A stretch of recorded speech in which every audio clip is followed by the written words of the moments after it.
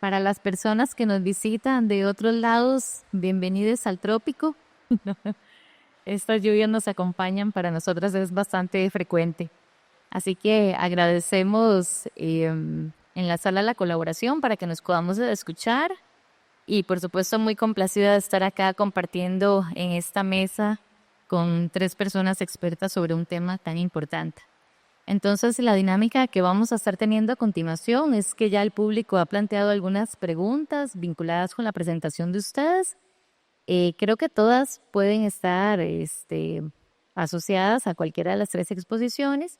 Yo voy a ir planteando dichas preguntas, voy a dar la palabra para quien la quiera utilizar y posteriormente pasaremos a la siguiente pregunta. Y también pues a las personas del público que si en algún momento también pueden integrar otra pregunta, creo que todavía hay chance de hacerlo.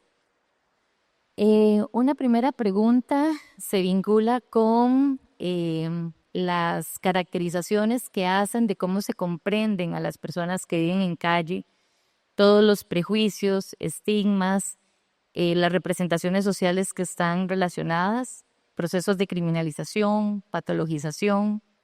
Y la pregunta indica que, ¿qué cambios consideran ustedes que se requieren en la cultura para una modificación de estas percepciones, para un acercamiento desde la ciudadanía de los derechos humanos y qué aportes podría hacer la salud pública en torno a este cambio de paradigma con respecto a las personas en condición de calle? Así que no sé quién desea iniciar. Nuevamente, muy buenos días.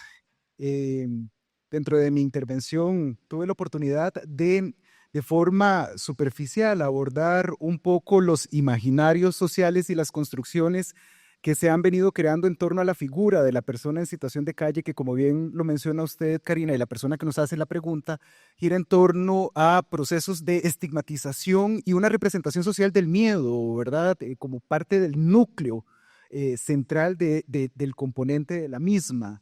Y eso se debe precisamente a un no reconocimiento, primero, del ser humano que está detrás del cuerpo que nosotros tenemos presente, y segundo, a una invisibilización del derecho humano de esta persona a ser y existir y cohabitar con el resto de las personas que formamos parte de la sociedad. Como yo les mencionaba, poco avance hemos logrado nosotros alcanzar en este requisito y me atrevería a decir que esto es común a todas las partes del globo. Es decir, no es una realidad que nosotros vivamos de forma exclusiva en América Latina. El miedo, el temor, la criminalización, la patologización de estas identidades parece estar dentro del imaginario común de las personas que formamos e integramos parte del tejido social. Parte de los avances tienen que ir precisamente a la reconsideración y a la reconfiguración de quién es la persona, entender quién es la persona que está en situación de calle desde esa perspectiva de aproximación, de generación de vínculos, de reconocimiento del ser humano detrás de ese cuerpo. Número uno. Número dos, procesos de capacitación y formación desde la academia. Y me voy a atrever a mencionar que nosotros tenemos aquí como educadores, como formadores también de profesionales en el área de salud, un rol importantísimo que jugamos en el proceso inclusive de capacitación, en la inserción de estos temas en materia curricular para que precisamente vayamos avanzando en esta misma materia. Y número tres, definitivamente las alianzas con los diferentes sectores. La perspectiva intersectorial aquí es fundamental. Es decir, esto no es solo responsabilidad de la academia o responsabilidad de las instituciones que forman parte del sistema de salud. Es el sinhogarismo o la callejización, como lo mencioné anteriormente, es un problema, es un fenómeno, primero, muy complejo y dos, es multidimensional. Consecuentemente, convoca la participación y el concurso de todos los actores sociales para que podamos ir avanzando en esta materia. Ay, sí. Ya, ahí. Bueno, ahí aportando un poco a lo que Jaime planteaba, con lo cual coincido, creo que es importante como trabajar en desmontar estigmas o de construir un poco las representaciones sociales, un poco lo que planteaba la doctora Sara, ¿verdad? De las distintas formas en que se puede estar en situación de calle. Creo que hay un imaginario, ¿verdad? Donde uno piensa persona en situación de calle y piensa en una persona en un mismo espacio con ciertas características cuando hay distintas maneras de estar, ¿verdad? A mí me ha pasado que con las y los estudiantes del TCU se sorprenden cuando conocen a personas que están en situación de calle, que han estudiado, que han viajado, que han tenido trabajo, ¿verdad? Y entonces ahí empieza como ese proceso de construcción. Y también creo que es importante, además de lo que decía Jaime, de los procesos de capacitación, creo que incluir el tema en nuestros planes de estudio, ¿verdad? En psicología hemos ido ahí incorporando profesores que invitan a ciertos cursos o estudiantes que hacen prácticas con las personas en situación de calle, pero también generar procesos de sensibilización con el resto de la sociedad. Porque si trabajamos solo con las propias personas en situación de calle, pero no trabajamos en incidir, ya sea en política pública, pero también en cómo pensamos sobre las personas en situación de calle, no vamos a llegar como a ningún lado.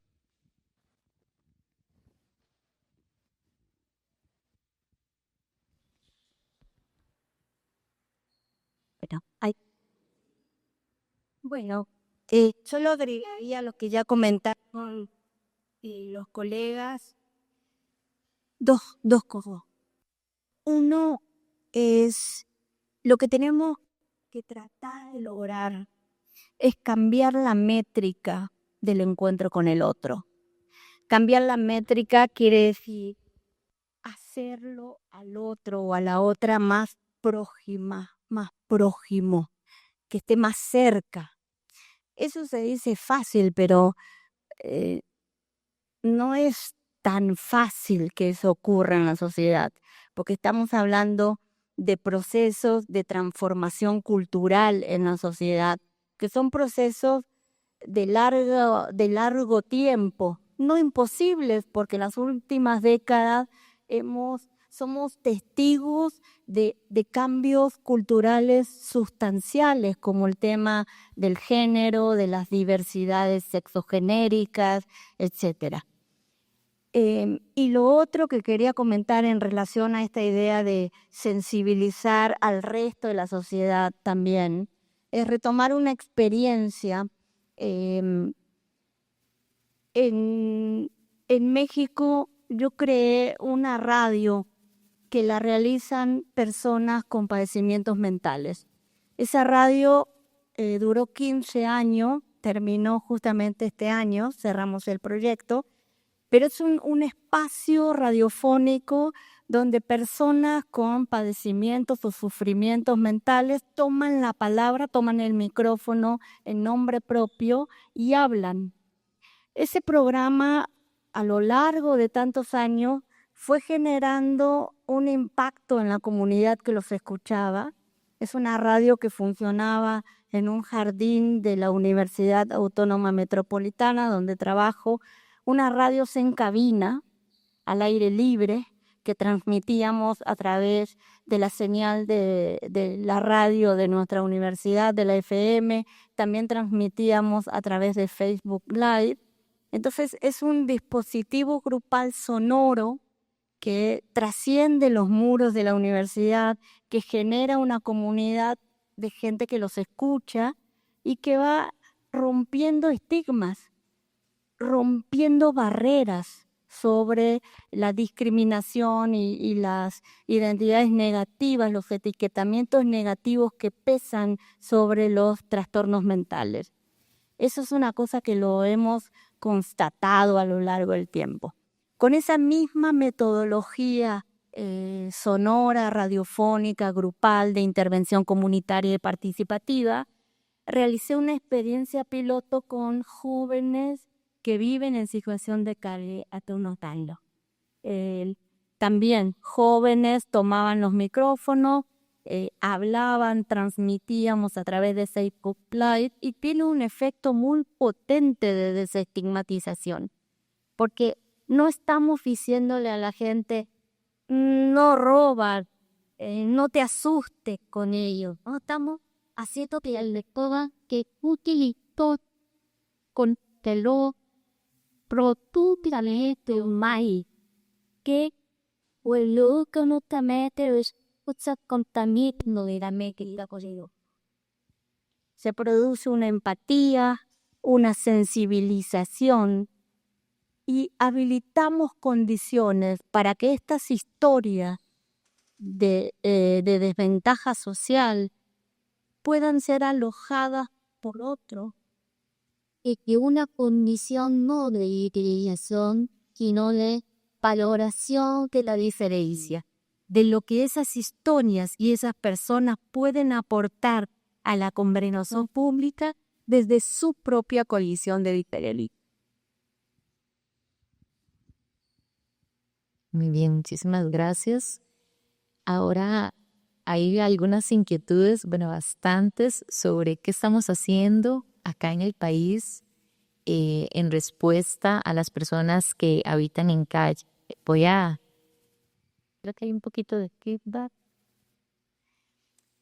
A tratar de sintetizar algunas de las preguntas, a ver si captamos como la idea. Bueno, primero, justamente en este marco de este constreñimiento de lo que queda del estado de bienestar que está haciendo el Estado costarricense, ¿cuál es la respuesta también de las organizaciones de base, de las conocidas ONGs y cuáles son sus acercamientos? Y también hay mucho interés de las personas del público de conocer sobre el modelo de reducción de daños, cuál es el alcance que se quiere tener, cuáles son las limitaciones que también plantea y qué se está operando en este momento en el país. Voy a permitirme iniciar, aunque sé que Cata también ha trabajado muy de la mano con diferentes dispositivos que forman parte del modelo de reducción de daños de Costa Rica y también compartir con las personas externas al país los avances y retrocesos que hemos tenido en esta materia. Retrocesos hablo principalmente porque estamos enfrentando un periodo oscurantista actualmente en términos de gestión ejecutiva, presidencial, en donde todas las instituciones que forman parte del Estado Social de Derecho se han visto golpeadas por las malas decisiones que, como bien sabemos, también ha sido una tónica en América Latina porque seguimos un histórico de péndulo, ¿verdad? A veces estamos en la extrema izquierda, a veces estamos en la extrema derecha y vamos con esos tintes moviéndonos al unísono como el globo sur. En materia de reducción de daños, es una política que nosotros podríamos decir que es reciente. Su publicación nace en el año 2017 y hemos estado respondiendo a una serie de necesidades que son muy contextuales y territorializadas en términos costarricenses. Eso yo creo que es lo que lo hace diferente a los otros modelos en América Latina e inclusive las experiencias que podríamos extrapolar a países anglosajones. Nuestro modelo se basa en tres pilares fundamentales. El primero, el partir de una perspectiva que no es centrada en la droga o centrada en el consumo propiamente per se, sino en las personas. Dos, en los derechos humanos. Y tres, con esta perspectiva de salud pública. Partiendo de esta premisa, pese a no considerar la droga como no nos distraemos como el eje central, sino las personas, nosotros establecimos 5 dispositivos diferentes o 5 niveles de atención a las personas en situación de calle que para muchos puede parecer que no es tan complejo cuando lo comparamos con otros países. En la ejecución se torna muchísimo, muy complejo y se torna muy abstracto el operacionalizarlo. El primer escalón en este modelo se vincula con los centros de escucha que están dirigidos en términos comunitarios a la escucha y a la orientación basados en las necesidades que tienen las personas. El siguiente eslabón en esta cadena se relaciona con los centros de convivencia, que no solamente vinculan estrategias de escucha terapéutica con algunos profesionales, orientación o derivación, sino también en esta escucha por pares, en donde ellos no solo comparten sus historias comunes, sino también lugares a donde pueden frecuentar de acuerdo también a las similitudes en los cotidianos que comparten. El tercer eslabón de esta cadena se relaciona con las carpas. Son estos estos dispositivos itinerantes, inclusive muchos de ustedes pueden conocer que no solamente dan orientación y también se basa en la escucha, sino también en la derivación, en el auxilio en términos de baño, en el auxilio en términos de alimentación, en el auxilio en términos de vestimentas nuevas, en cortes de cabello. Estas carpas, por ejemplo, como Chepe se baña, Lloverá, de la institución Lloverá, que van de forma itinerante a diferentes comunidades a brindar estos servicios. El cuarto se relaciona con los centros dormitorios que, además de todas estas actividades que les he mencionado, que se dan en los otros dispositivos, ofrece las estrategias de pernoctación, es decir, para que las personas puedan pasar la noche y dormir. Y finalmente tenemos los albergues que tienen un nivel de complejidad adicional e intentan dar respuesta a las necesidades que tienen las personas e inclusive se atreven a incidir en estrategias de educación o de alfabetización para estas personas, en hacer los intervínculos con el sistema de salud propiamente y finalmente también establecen oficinas de mediación laboral para aquellas personas que consideran que es oportuno optar no solamente por el conocimiento de un oficio, sino también que busquen estos espacios que aceptan a las personas en situación de calle para realizar sus acciones. Es decir, es un modelo que acompaña, es un modelo que está presente en las comunidades, pero que todavía tiene esta visión que debe ser de alguna manera extrapolada en términos de formación y capacitación de las personas que trabajan ahí. Porque muchas veces, inclusive, como trabajan con organizaciones no gubernamentales y al ser un modelo muy nuevo, las organizaciones no gubernamentales están más acostumbradas a tener un abordaje terapéutico de tratamiento pro abstinencia. Aquí en la reducción de daños, como les digo, la abstinencia si llega es porque forma parte del objetivo terapéutico y del objetivo en términos de proyecto de vida que tiene la persona, pero no es la meta que nosotros queremos alcanzar. Nosotros queremos alcanzar el bienestar y la salud que tiene la persona y ayudarle a ir obteniendo logros en los objetivos que esa persona vaya construyendo. Que muchas veces esos logros y esos objetivos se pueden subsanar, como les digo, con alimentación, muy bien, pero no siempre lo tenemos que dirigir hacia la abstinencia. Entonces han sido parte de los procesos de capacitación estas organizaciones no gubernamentales para que entiendan cuál es la perspectiva que nosotros queremos seguir con reducción de daños aquí en Costa Rica y que puedan realizar estas prácticas. En términos de los centros dormitorios, lo que mencionaba la doctora anteriormente es real aquí. Los centros dormitorios tienen un horario definido de atención para las personas en situación de calle. Empiezan a operar a partir de las 5 de la tarde y a las 6 de la mañana las personas que pernoctaron ya se tienen que ir. Pero ¿qué pasa con aquellas personas y principalmente porque lo hemos venido identificando en nuestras investigaciones con las mujeres que tienen características de sobrevivencia muy diferentes a las que tienen los hombres en sus cotidianos? Muchas de ellas realizan la actividad sexual remunerada y esa actividad sexual remunerada la hacen en la noche. Consecuentemente, el pasar la noche para ellas no es una opción dentro de estos centros dormitorios que solamente ofrecen espacio en las noches y no en las mañanas. Entonces, estamos también, a partir de la comprensión de estas realidades, intentando incidir para que las mismas políticas redireccionen con la apertura de horarios que se adapten, repito, a las realidades que tienen estas personas. Recuerden que parte de la premisa inicial con la que yo inicié la presentación era que, número uno, 1 más 1 en esta realidad no siempre es 2, y 2, que tenemos que singularizar definitivamente de acuerdo a las particularidades que tienen estas personas, nuestros recursos y dirigir nuestras acciones en esa misma línea. Es decir, sí tenemos avances, nosotros tenemos un sistema de información de público objetivo que es gestado por el IMAS. Entonces tenemos identificada de forma muy general el número de personas en situación de calle. Sabemos que después de la pandemia, a partir del 2021, se ha incrementado, por lo menos en el casco metropolitano, en 2.100 personas, el número de personas que está en situación de calle, dadas también las consecuencias que tuvimos y que las mencioné en mi presentación. pero todavía son insuficientes estos esfuerzos para llevar un número cuantitativo y un rastreo epidemiológico. Las características de Costa Rica también son favorecedoras que nosotros tengamos ese número, definitivamente, un país que no supera los 5,5 millones de personas. Entonces, yo creo que Costa Rica sí es diferente en esa misma línea, en el rastreo, en el censo que puede hacer de la población, teniendo en consideración que hay un número más menos, ¿verdad?, que nosotros estamos no considerando por lo que usted mencionaba anteriormente.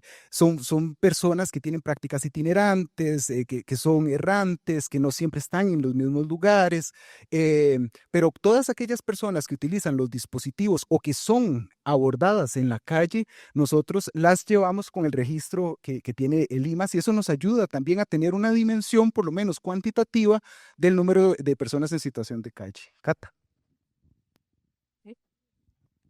E incluso ahí, sumando lo que Jaime estaba planteando, hace como 3 semanas el IMAS presentó en la Municipalidad de San José el resultado de un censo que elaboraron en la ciudad de San José con respecto al número de personas en situación de calle. Y ahí incluso iban profesionales del IMAS junto con la Policía Municipal censando a las personas que iban encontrando.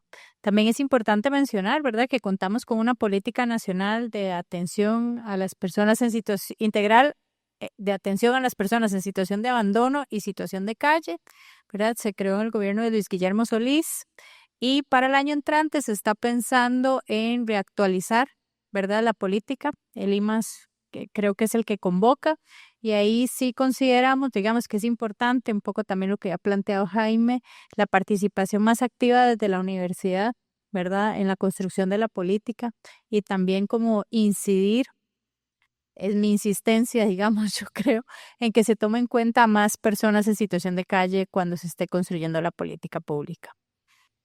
Eso sería. Quisiera insistir un poco sobre este tema del modelo de reducción de daños porque sabemos que ha sido un tema pues controversial.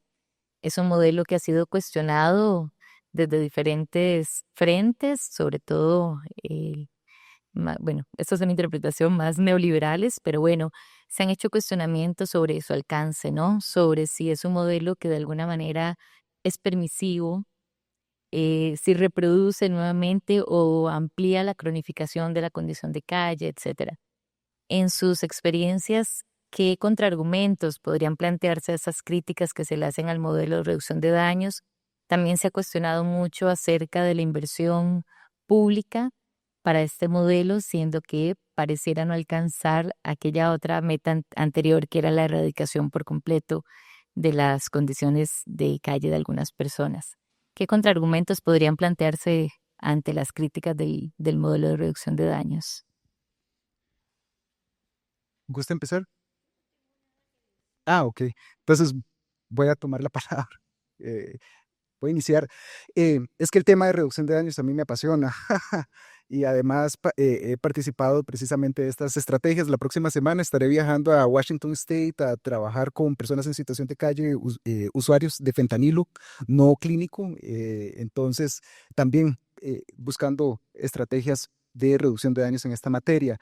Eh, las personas que cuestionan el modelo de reducción de daños probablemente tengan como premisa fundamental el centrarse en la droga, en la sustancia, en el consumo y no en el ser humano que está detrás de un cuerpo específicamente. Em, y además, yo no culpo que existan estos elementos constructivos sociales porque al final responden a un histórico que hemos venido nosotros recibiendo de entender que las drogas son malas y que consecuentemente tenemos que declararles la guerra a las drogas y al consumo problemático de las mismas, y que la estrategia idónea para acabar con las drogas, acabar con el consumo, se vincula con la abstinencia a través de estrategias de tratamiento. El tratamiento es uno de los recursos que terapéuticamente y clínicamente nosotros podemos acceder, pero siempre y cuando esté presente dentro de los objetivos que tiene la persona. Si nosotros centramos las atenciones y los cuidados de forma integral en lo que son las necesidades que tiene la persona, evidentemente todo aquello que nosotros hagamos en pro de la garantía del bienestar de esta persona estaría siendo un recurso vinculado a la reducción de daños. Y si nosotros a través de la alimentación, que muchas personas lo pueden ver desde una perspectiva más asistencialista, paternalista o de pérdida de recursos, pero si nosotros a través de las estrategias de alimentación para personas que son usuarias de sustancias psicoactivas, logramos que por 3 horas esa persona no esté expuesta a una sobredosis, ganamos como sociedad. Si nosotros a través del baño como estrategia de reducción de daños prevenimos las heridas, las úlceras, las enfermedades dermatológicas que encontramos en estas personas, por al menos un día, por al menos 5 días, ya ganamos como sociedad. Nosotros aquí en Costa Rica tenemos un sistema de salud que es un sistema de salud reconocido a nivel global. Nosotros no requerimos, por ejemplo, de una cédula para entrar a una clínica aquí en Costa Rica, eso no. Lo que sí pasa era lo que les comentaba, una mala formación de los profesionales que lo que hacen es rechazar de inicio a las personas en situación de calle, pero no lo rechazamos por no tener los documentos legales o los documentos identitarios propiamente.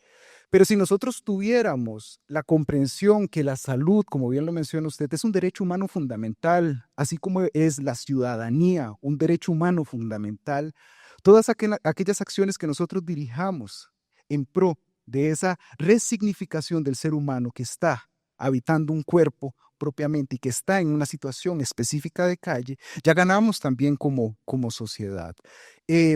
Mucho trabajo tenemos que hacer y creo que nosotros como profesionales de la salud tenemos un compromiso y una responsabilidad significativa para primero entender qué es el modelo de reducción de daños y segundo, realizar todos los procesos que bien mencionaban ustedes de concientización, de formación, de sensibilización y de modulación también de todos esos estigmas y prejuicios que no solo se han construido en torno a la persona consumidora, sino también en torno a uno de los modelos que ofrece el país.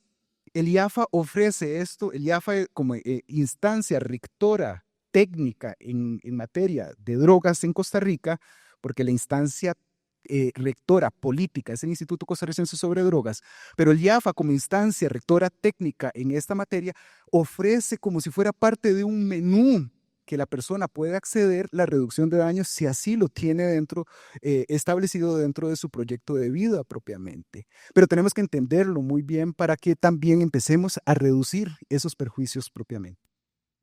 Y yo creo, retomando lo que planteé en la presentación, de cambiando la mirada, repensando las soluciones, la importancia de trabajar en esta reducción del daño con las personas que están dentro de las organizaciones, ¿verdad? Porque esta ética más moralista, más del deber ser, ¿verdad?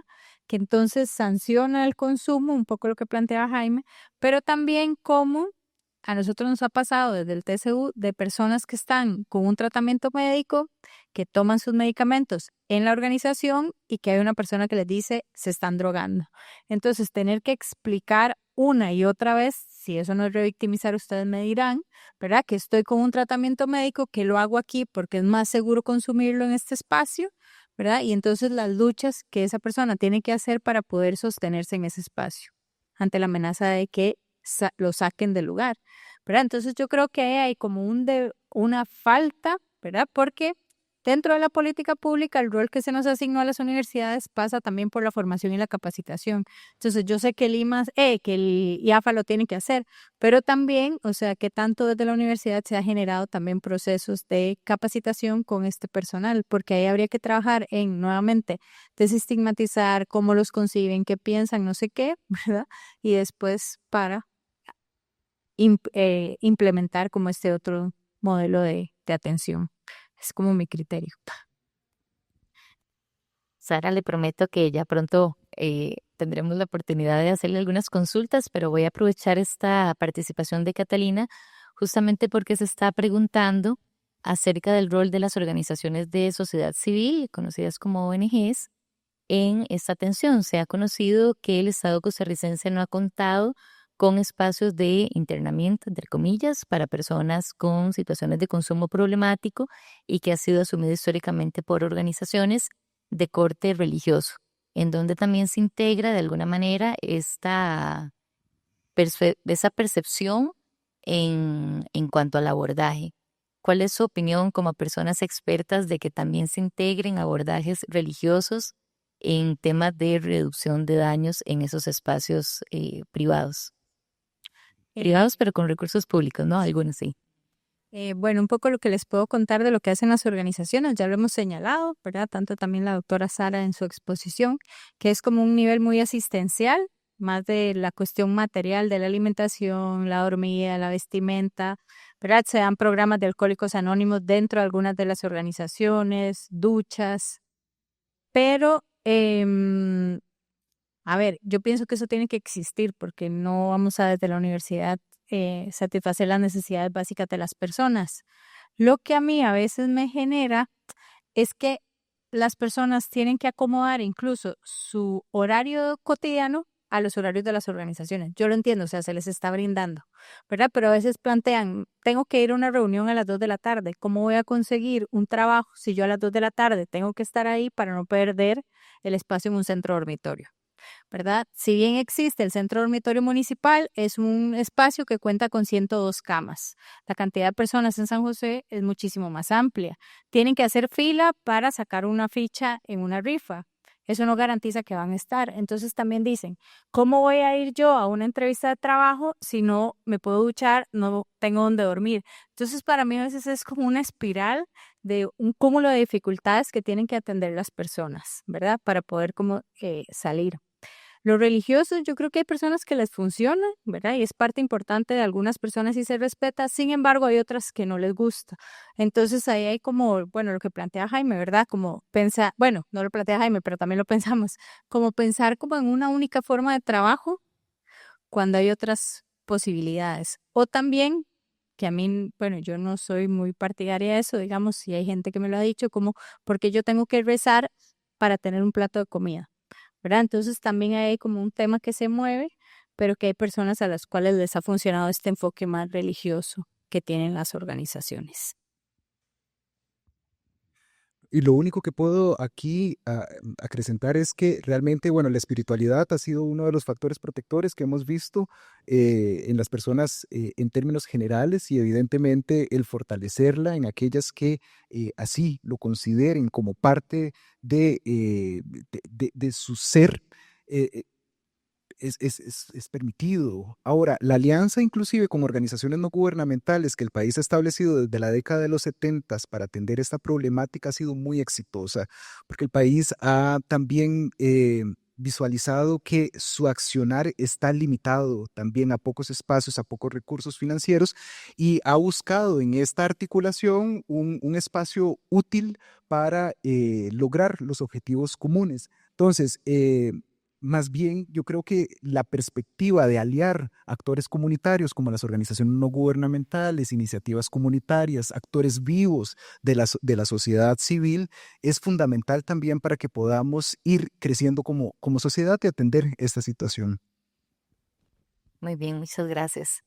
Ahora podríamos hablar un poco sobre las expresiones más particularizadas de las vivencias de las personas que viven en calle. Hay muchas preguntas sobre cómo se manifiesta, cómo se expresa justamente ese tipo de situaciones en poblaciones específicas. Ujú. Tal vez inicio indicando que se escucha popularmente, ¿no? Que esta situación parece estar empeorando, que cada vez parecieran más visibles las personas en calle, ¿verdad? Comentarios en el común de está terrible, una pasa por San José, ve demasiada gente en la calle. Ujú. Primero, si esta es, ¿verdad? Sabemos que hay limitaciones de tipo epidemiológico en cuanto a los datos, pero sí un poco qué dicen los hallazgos, primero en general sobre el comportamiento actual de esta situación y luego tal vez podría preguntarle ya de situaciones más particulares por población. Tal vez, no sé, Sara, si usted quisiera. Bueno, con la presentación de los datos, eso que se dice es una tendencia a nivel mundial, ¿verdad? En la mayoría de los países, también como lo plantea la doctora Sara, ha habido un aumento posterior a la pandemia. Además, las causas, ya Jaime lo había dicho y la doctora también, son diversas. Entonces, gente que perdió el trabajo durante la pandemia, ¿verdad? Y que queda en situación de calle, procesos migratorios, migraciones climáticas, etcétera, etcétera. En los datos que presenta Limas hace 3 semanas, sí había un aumento pero se seguían, bueno, para mí esto es importante, se seguía manteniendo, bueno, sí, sí es importante decirlo, que la mayoría de personas que en Costa Rica están en situación de calle son nacionales, no son extranjeros. Entonces ahí se combate un poco el mito de que por la migración el país ha empeorado, ¿verdad? Y yo creo que eso es como importante tenerlo presente. Y también cuando uno habla con las personas o recorre San José con ellas y con ellos incluso les señalan y ellas de espacios que antes no eran ocupados por personas en situación de calle que actualmente están siendo. Entonces ellos van notando, digamos, y lo expresan como este aumento en el número de personas que se encuentran en esta situación. No, y en realidad, como les dije, hay factores asociados, e inclusive el tema de la enfermedad mental y el malestar psicoemocional ha sido identificado como uno de los factores relacionados o vinculados al aumento de las personas en situación de calle, las discapacidades o inclusive las expulsiones de los hogares.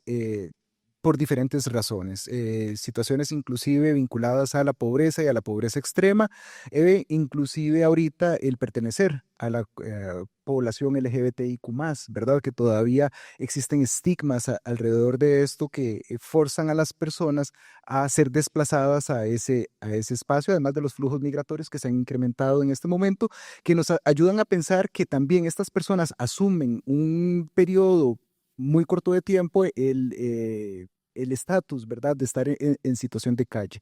Pero ellos siguen con un objetivo claro. Nosotros tenemos aquí un flujo migratorio que bien usted conoce, en este momento que se ha intensificado por personas migrantes de Venezuela que se van hacia el norte, o inclusive tenemos un flujo migratorio en contrasentido de personas que buscan desde las islas caribeñas utilizar Costa Rica como puente para también lograr su cometido de llegar a Estados Unidos. Pero ese proceso de callejización es muy corto, ¿verdad? Muchas veces es inclusive por días es un periodo corto.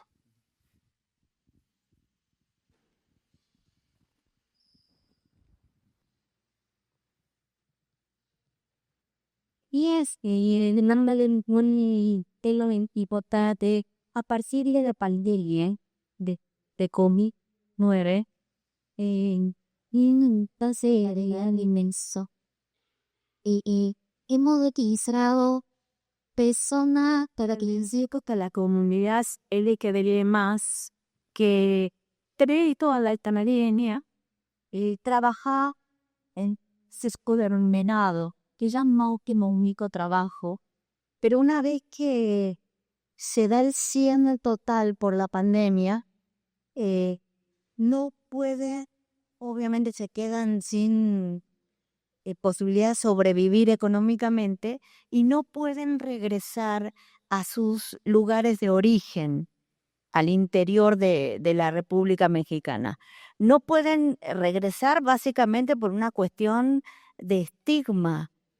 Sus propias familias las expulsaron, incluso algunas personas que entrevistamos tenían amenaza de muerte por sus propios padres si regresaba. Entonces, son personas que se cerró la ciudad, no tenían dónde vivir y pasaron a la itinerancia urbana de calle. Ese es un fenómeno como muy coyuntural, pero que en alguna medida se ha ido manteniendo. Quiere decir que también este sector tan estigmatizado, discriminado, comienza a formar parte de estas cohortes de personas en situación de calle. Bien, estos son momentos muy incómodos porque las personas organizadoras nos empiezan a presionar con el tiempo, pero no puedo dejar de preguntarles, tal vez a manera de cierre, se ha insistido mucho en la necesidad de particularizar, ¿no? Las necesidades, las poblaciones, centrarse en la persona, escuchar de manera activa. Acá creo que en el público hay muchas personas, estudiantes de promoción de salud y creo que de otras profesiones. Para esta mirada particularizada, si ustedes pudieran como brindar algunos, ¿qué podríamos decir? Esenciales, no perder de vista cuando nos acercamos a esta población en diferentes espacios institucionales, locales, no podríamos dejar de pensar que cuando atendemos nos vamos a acercar, vamos a trabajar a una persona que habita en calle, tenemos que considerar, no sé, A, B, C, diferentes aspectos, incluso pensando en poblaciones específicas. Hicieron muchas preguntas sobre mujeres, poblaciones LGTBIQ+, población migrante, población adulta mayor. Si pudiéramos tratar de condensar algunos aspectos que no podríamos de perder de vista en ese abordaje profesional, ¿qué podrían ustedes compartir con el público al respecto?